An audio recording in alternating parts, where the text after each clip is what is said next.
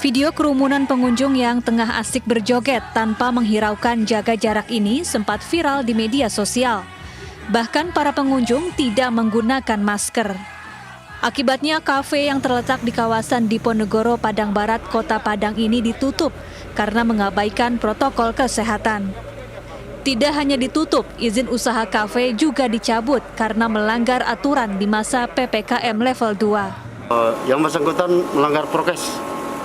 Malam minggu kelihatan kami di lapangan, setelah tindak lanjut kami cek di lapangan juga yang bersangkutan pelanggaran Perda 01 tahun 2021. Yang bersangkutan adalah pelanggaran prokes.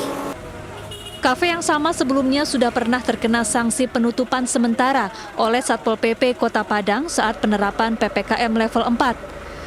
Pelanggaran yang berulang menjadi dasar Satpol PP mencabut izin usaha kafe ini. Dari Padang, Sumatera Barat, Budi Sunandar, iNews melaporkan.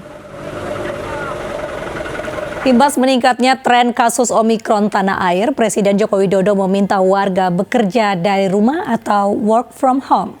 Jokowi juga mendesak masyarakat tidak bepergian ke luar negeri atau ke pusat keramaian.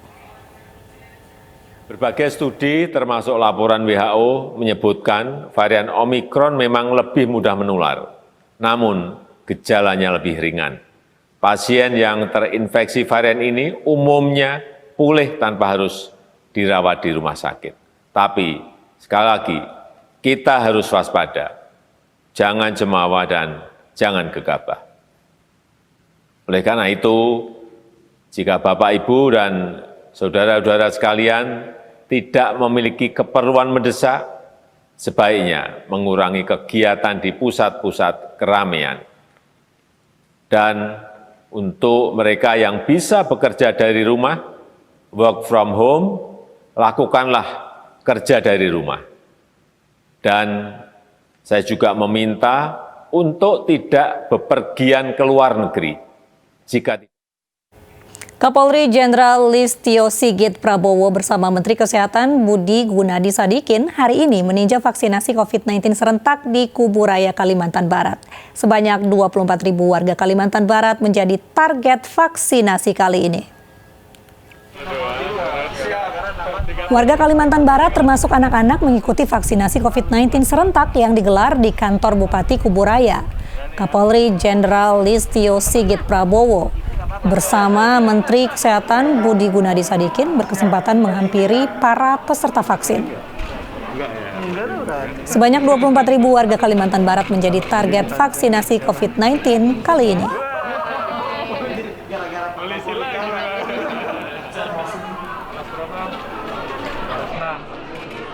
Terpantau untuk wilayah Kuburaya sendiri target vaksinasinya 2.000 ya. Namun total tadi kita mendapatkan laporan kurang lebih rencana hari ini 24.000. 33 pegawai Kelurahan Gondang Dia Menteng, Jakarta positif COVID-19. Pelayanan publik di Kelurahan Gondang Dia ditutup sementara.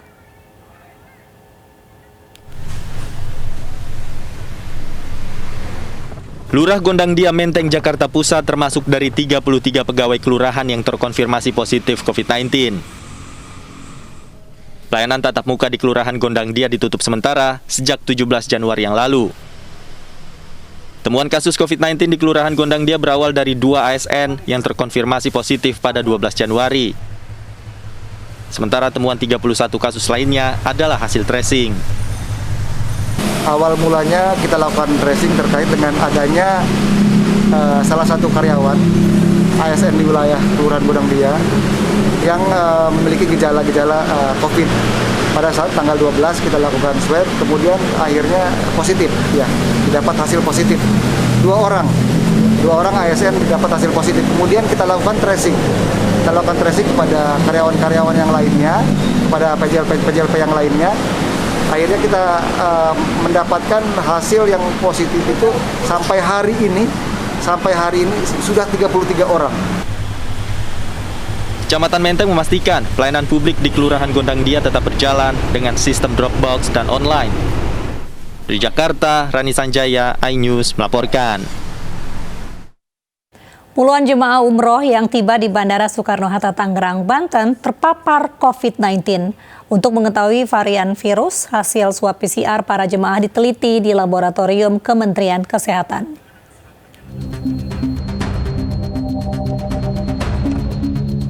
Ratusan penumpang yang baru tiba di Bandara Internasional Soekarno-Hatta, Tangerang, Banten terpapar COVID-19.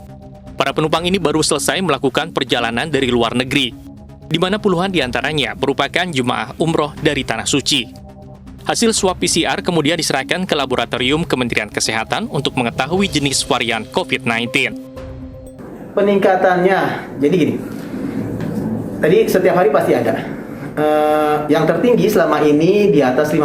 Jadi maksudnya sampai lebih dari 50 hasil positif yang kami dapatkan dari lab yang ada di bandara. Tapi kemudian kemarin itu sempat naik, ya. Jadi naik lebih dari 80-an yang positif yang kami tangkap di bandara. Para penumpang WNI yang positif COVID-19 dirujuk ke Wisma Atlet Jakarta untuk dikarantina, sementara penumpang WNA diisolasi ke sejumlah hotel. Dari Tangerang, Banten, Hasnugara, iNews melaporkan.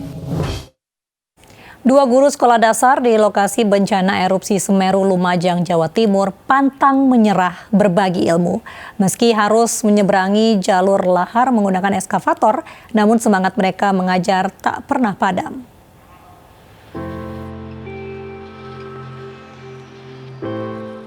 Eriawati dan rekannya, guru SD Negeri Jugosari 3 berjalan di sisi Sungai Regoyo, tempat aliran lahar dingin mengalir. Bencana erupsi Semeru telah merusak jembatan yang menjadi akses mereka mengajar murid-muridnya. Sebuah eskavator menjadi satu-satunya sarana penyeberangan mereka untuk menghampiri para pelajar untuk berbagi ilmu. Mereka disambut gembira para murid. Total ada 33 murid SD Negeri Jugosari 03. Mulai dari kelas 1 hingga kelas 6 yang berada di Dusun Sumber Langsep dan hingga saat ini masih terisolir. Mereka juga harus belajar di tempat darurat, di salah satu rumah warga yang berada tak jauh dari jalur lahar Sungai Regoyo. Yang membuat kami tetap semangat itu karena kita melihat anak-anak seperti ini, kita tidak tega jika kita tidak datang. Karena anak-anak setiap hari itu menanti, kami di pinggir sungai. Meskipun kemarin banjir, jalurnya rusak, anak-anak tetap menanti. Bahkan kita pun meskipun jalurnya rusak, kita tetap berusaha lewat demi anak-anak. Jembatannya itu rusak. Harapannya gimana, Bu? Pengen cepat diperbaiki gitu. Biar apa? Biar bisa sekolah. Jembatan Limpas Jugosari menjadi akses satu-satunya bagi warga Dusun Sumber Langsep. Namun karena putus diterjang banjir lahar hujan Gunung Semeru, 2 pekan lalu 125 kepala keluarga hingga saat ini masih terisolir. Dari Lumajang, Jawa Timur, Yaya Nugroho, iNews melaporkan. Pemirsa, Indonesia secara resmi menerima tongkat estafet kepemimpinan dalam ASEAN Tourism Forum periode 2023. Di tahun 2022, ajang tertinggi di kawasan ASEAN untuk sektor pariwisata ini diselenggarakan di Sihanoukville, Kamboja.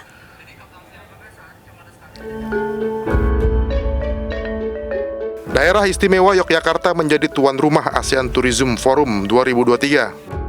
Puncak ajang tahunan ini akan digelar pada bulan Januari tahun 2023. Yogyakarta terpilih sebagai lokasi puncak acara ATF 2023 karena dinilai memiliki kapasitas dan fasilitas yang memadai, serta dekat dengan destinasi super prioritas Borobudur di Magelang, Jawa Tengah.